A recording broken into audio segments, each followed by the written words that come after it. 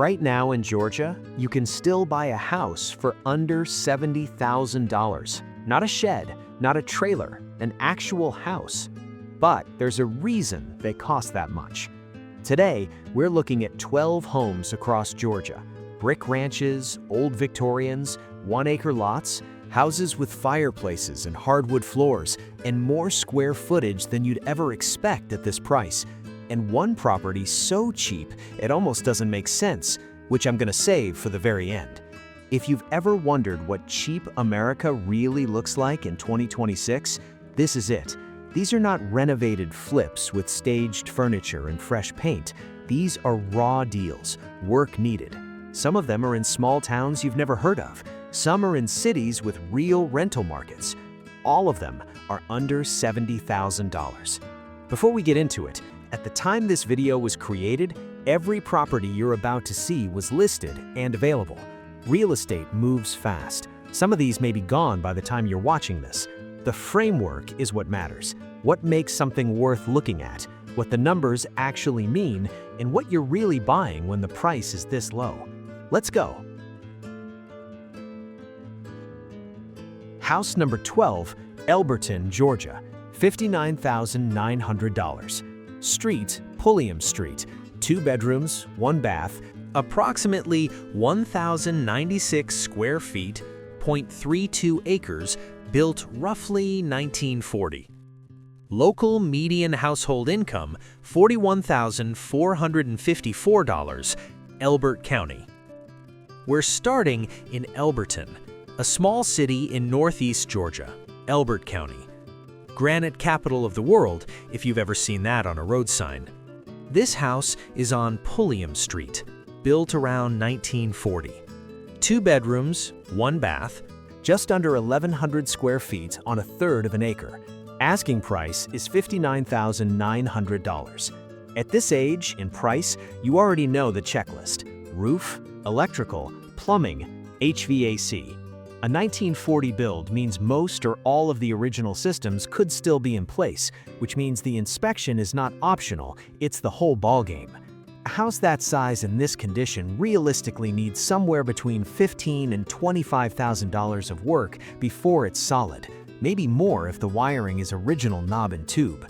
Elbert County median income is $41,454. That puts a ceiling on what the rental market will bear. You are realistically looking at $700 to $900 a month for a renovated 2-bedroom here. So this one is not simple, not glamorous, and not a fast money play. Where it can make sense is as a deep, long hold or a primary residence buy. The bones on a 1950 house at this price are the same conversation every time: roof, electrical panel, plumbing, HVAC. Budget $15,000 to $25,000 for repairs. At $55,000 entry with low taxes in a low cost of living county, the monthly numbers can pencil out, but you have to go in clear-eyed about the market, not optimistic about it. That's house number 12, the baseline. Now let's see what $55,000 gets you in a smaller market with a different kind of story. House number 11, Wadley, Georgia, $55,000. Street, Young Street, 3 bedrooms, 1 bath, 1,276 square feet on 1/3 of an acre, built roughly 1950. Wadley, Jefferson County, East Georgia, population under 2,000. This is a small town, and you need to understand what that means before you run numbers on a house here. At $55,000, 3 bedrooms, 1 bath, 1,276 square feet on 1/3 of an acre, built around 1950, the house itself is straightforward. It's a mid-century starter home that needs work. The median household income in Wadley is $32,458. That is one of the lower numbers on this entire list, and it matters because it tells you directly what the rental market will support. You are not getting $1,000 a month in rent in Wadley. You're probably looking at $650 to $800 for a renovated 3-bedroom if you can find and hold a reliable tenant. So this one is not simple, not glamorous, and not a fast money play. Where it can make sense is as a deep, long hold or a primary residence buy. The bones on a 1950 house at this price are the same conversation every time: roof, electrical panel, plumbing, HVAC. Budget $15,000 to $25,000 for repairs. At $55,000 entry with low taxes in a low cost of living county, the monthly numbers can pencil out, but you have to go in clear-eyed about the market, not optimistic about it. That's the small town starter. Now let's step into Columbus and see what brick looks like at this price. House number 10, Columbus, Georgia, $55,000. Street, Munson Drive, 2 bedrooms, 1 bathroom, 1,251 square feet on 0.4 acres, built roughly 1946. Brick, fireplace, 2 bedrooms. Now we're starting to see some character. Columbus, Muskogee County, Fort Moore's right there. Real employment base, real rental demand, real exit options. And this house, brick, 1946, fireplace, 2 bedrooms, 1,251 square feet on 4/10 of an acre for $55,000 is a fundamentally different kind of deal than anything we've looked at so far. Brick construction matters at this age. It means the exterior envelope is held up. It means insulation is better than wood frame. It means maintenance costs over time are lower. The fireplace is a rental and resale feature. People notice it. That said, you're still looking at a 1946 build, which means the same inspection questions apply: roof, HVAC panel, electrical panel, plumbing. Estimate for a solid rehab on a house this size is $15,000 to $28,000, depending on what the inspection reveals. Columbus median income is $58,073, one of the stronger numbers on this list. Comparable rents for a renovated 2-bedroom in this part of Columbus are in the $850 to $1,100 range. The flip upside is real too, if the neighborhood supports it. Drive the block, drive it more than once. Columbus is a city, and in a city at this price, the specific block you're on is the deal, not just the house. Brick and a fireplace in Columbus for $55,000. Now let's talk about what an acre of land looks like under $60,000. House number 9, Washington, Georgia, $59,900. Street, Hill Street, 2 bedrooms, 1 bathroom, 986 square feet, approximately 1 acre, built roughly 1965.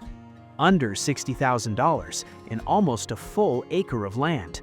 Washington, Georgia, Wilkes County, Northeast Georgia, is a small city with actual character. This is not a forgotten crossroads. It's a county seat with a historic downtown, and the house on Hill Street reflects the older residential stock the area is known for. The house itself is modest, 986 square feet, 2 bedrooms, 1 bath, built in 1965.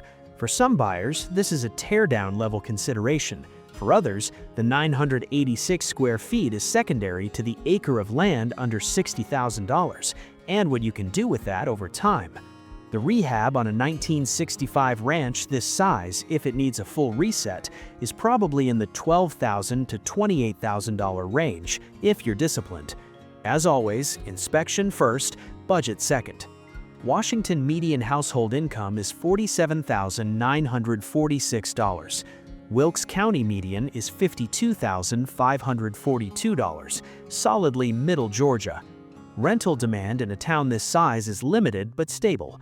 This is a long hold play, or a primary residence buy for someone who wants space and quiet and is willing to trade urban amenities for land and low cost.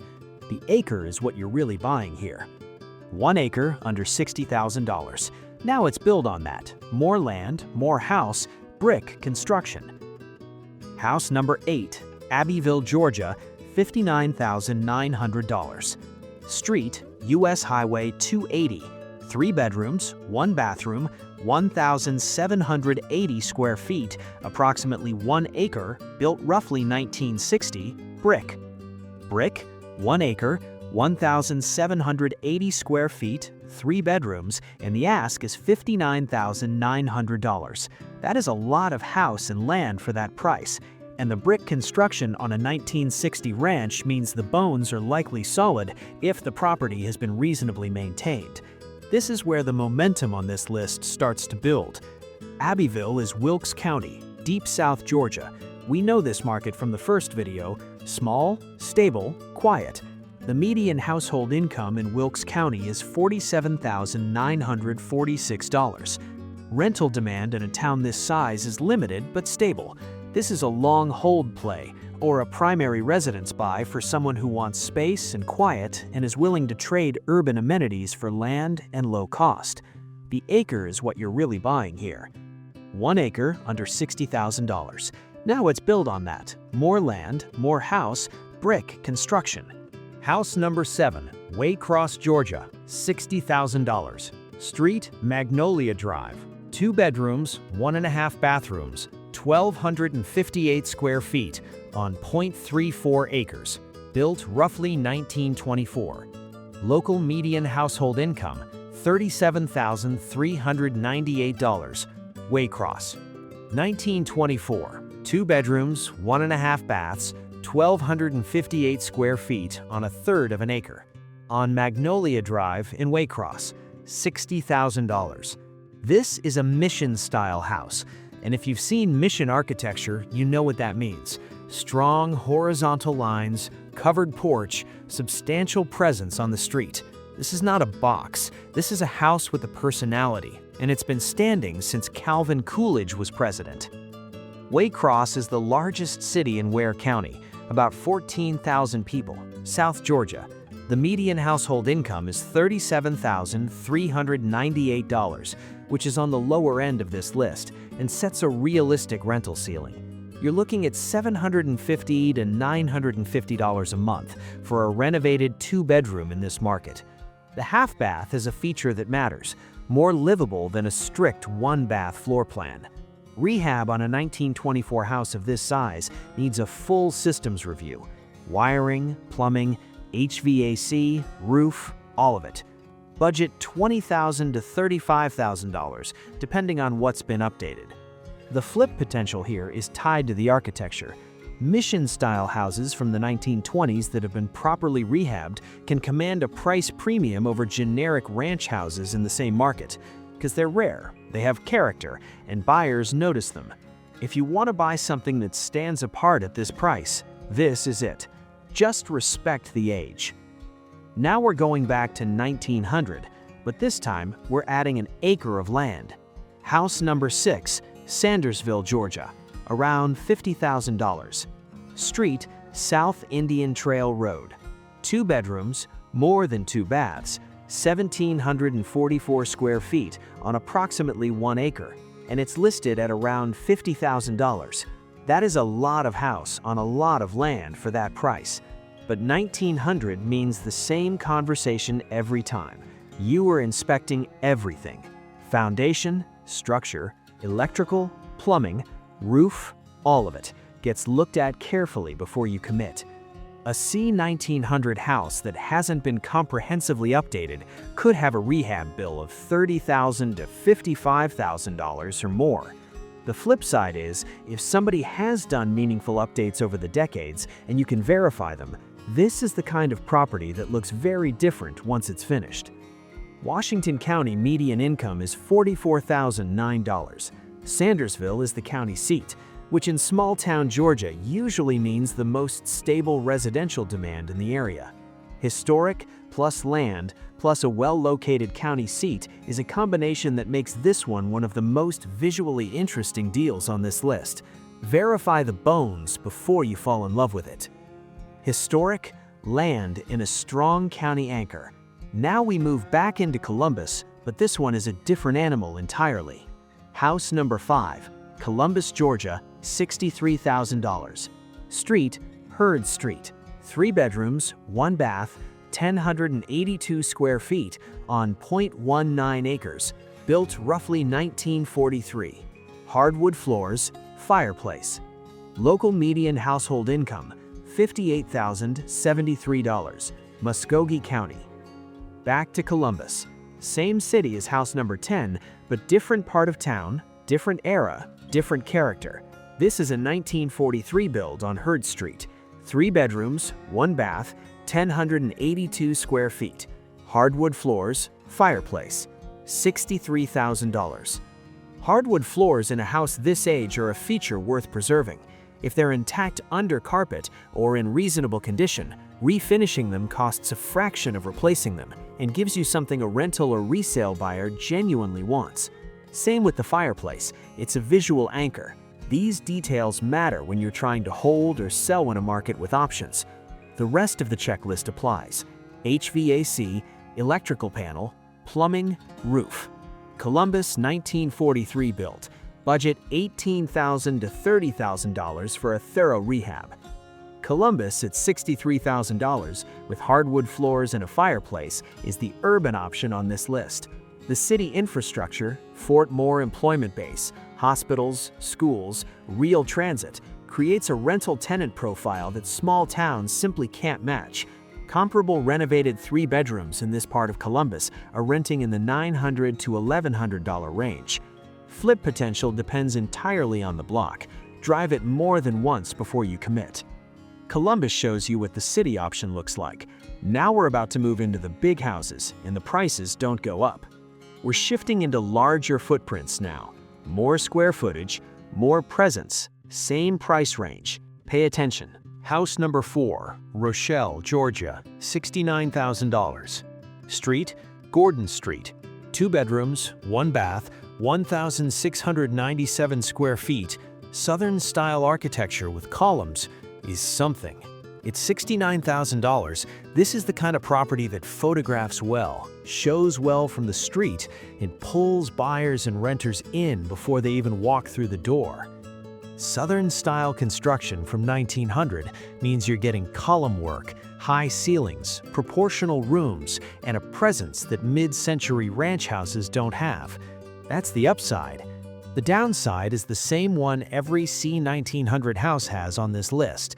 The age means you inspect everything, and a comprehensive rehab on nearly 1,700 square feet of old construction is a real number. Budget $30,000 to $50,000, depending on what the inspection turns up.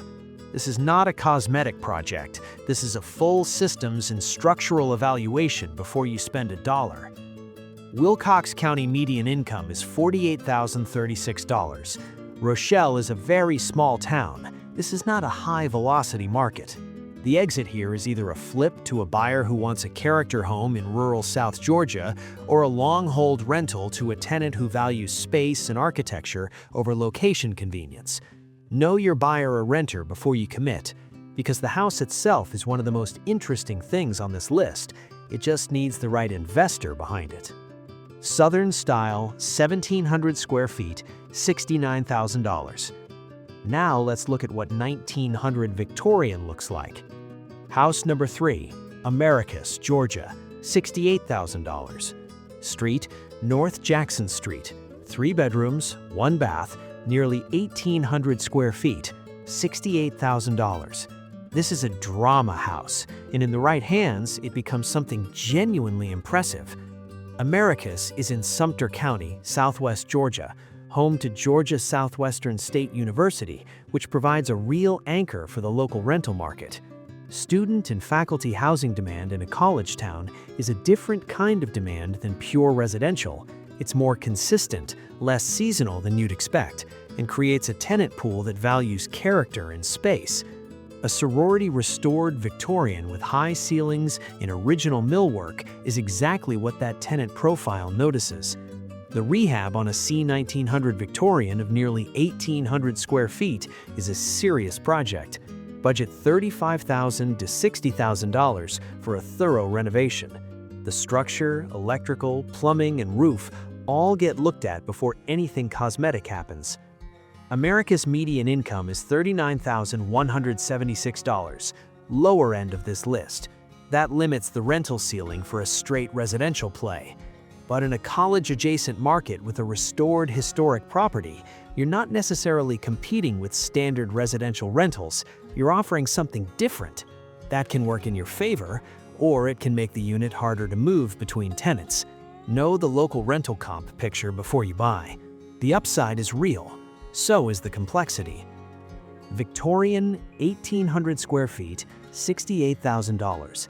Now we go bigger, and I mean it. House number 2, Sylvester, Georgia, $69,500. This is over 2,000 square feet for under $70,000. 5 bedrooms, 2 baths, half an acre in Sylvester, Georgia, Worth County, South Georgia, which we've seen before, and which has one of the stronger median incomes on this entire list at $58,417.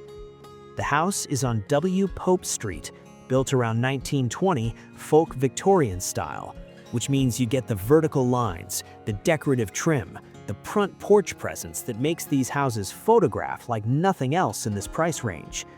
At 2,184 square feet, this is by far the largest house we've seen on this list. 5 bedrooms means this is not a standard rental configuration. You're either renting to a large family, running a multi-tenant arrangement, or targeting the owner-occupant who needs space and can't afford to get it anywhere else at this price. The math here is genuinely interesting. Sylvester median income is $58,417. A fully renovated 5-bedroom folk Victorian in this market, if the neighborhood supports it, could rent for $1,100 to $1,400 a month. The rehab on a 1925 house of this size is a serious project, $35,000 to $55,000 depending on what the inspection reveals. At $69,500 entry, even at the high end of that rehab estimate, you're all in under $230,000 on over 2,000 square feet of historic character on a half-acre lot. That number is hard to find anywhere in Georgia right now. Over 2,000 square feet of folk Victorian on a half acre for under $70,000? That's house number 2. House number 1 is $13,000. House number 1, Waycross, Georgia, $13,000. Street, MLK Drive, 3 bedrooms, 1 bathroom, 1,121 square feet, 0.10 acres. Built roughly 1948. Local median household income, $37,398, Waycross. Note, at the time this video was created, this property was listed and available. $13,000. That's the number. 3 bedrooms, 1 bath, 1,121 square feet in Waycross, Georgia. After everything we've looked at on this list, folk Victorians, brick ranches, historic acreage, number 1 is $13,000. On a triangle lot, which is exactly what it sounds like, the property sits at a street intersection where the lot literally comes to a point. That's not a typo, that's the lot. I want to be honest with you about what this is, because at $13,000, the temptation is to see a deal and jump. This is not a deal in the traditional sense. This is a project, a gamble, an exposure buy. The price is that low because the combination of location, lot configuration, and likely property condition creates a picture that most buyers walk away from. A triangle lot on MLK Drive in Waycross is a specific investment thesis, not a passive one. The rehab on a 1948 house this size could easily run $20,000 to $35,000 for a thorough renovation, which means you're all in at $33,000 to $48,000 on a house in a market with a $37,398 median income and a specific lot that limits your future buyer pool. The rental math is the most viable path here. At $650 to $800 a month in a fully renovated condition, the cash-on-cash return on a $45,000 all-in number is actually strong on paper. The risk is everything else. The market, the location, the condition, the lot. I included this one because it represents something real about what cheap America looks like in 2026. The most affordable entry points exist for reasons. Some of those reasons are manageable. Some of them aren't. This one, if you know the Waycross market, if you've walked the block, if you have a contractor you trust, could be the most interesting $13,000 you ever spent. Or it could be a cautionary tale. The difference is how much homework you do before you write the check. 12 houses, all of them in Georgia, all of them under $70,000. These homes aren't perfect. Some of them need tens of thousands in repairs. Some are in small towns with limited opportunity. Some of them are in markets where the rental ceiling is low and the flip pool is thin. But they are proof, real, documented proof that cheap housing still exists in this country if you're willing to trade comfort for cost, amenities for acreage, and move-in ready for work needed. The framework is the same on every one of them: inspection, rehab estimate, market comps, rental analysis, in that order, before you make an offer, not after. Tell me which one you'd go after if you had $20,000 for repairs. Drop the number in the comments, and tell me what's next. Under $80,000? Another state? I'll build the next one around what you want to see. Subscribe if you're not already. We're doing more of this.